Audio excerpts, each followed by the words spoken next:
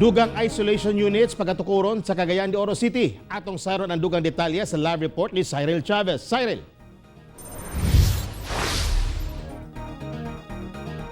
Yes, tungod sa paspas nga pagsaka sa kaso sa COVID-19 sa Northern Mindanao ingon man sa Cagayan de Oro City pinaspasay sab karon ang pagtukod og mga dugang isolation units nga pagagamiton sa mga pasyente.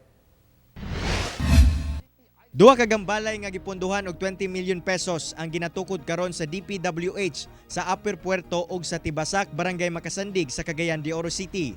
Himuon kining Temporary Treatment and Monitoring Facility o TTMF alang sa sobra 50 ka mga pasyente nga nataptan sa COVID-19.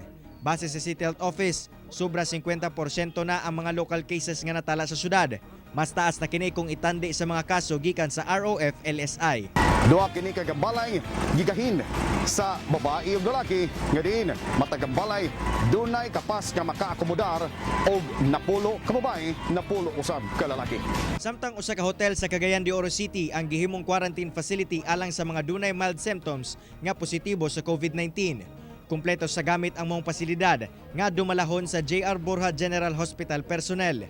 Karon, ana sa 7 ang temporary treatment and monitoring facility sa syudad. Gi-load nato ni siya nga facility na atay marag ER din ha no and we have hospital beds and we have medical equipment and na atay mga emergency medications nga gipangbutang din ha to cater sa mga atong mga clients nga kailangan gyud og medical attention.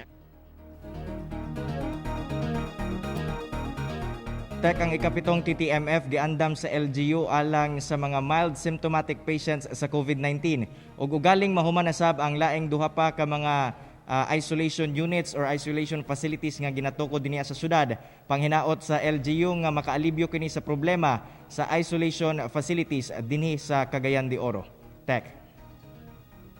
Daghang salamat, Cyril Chavez.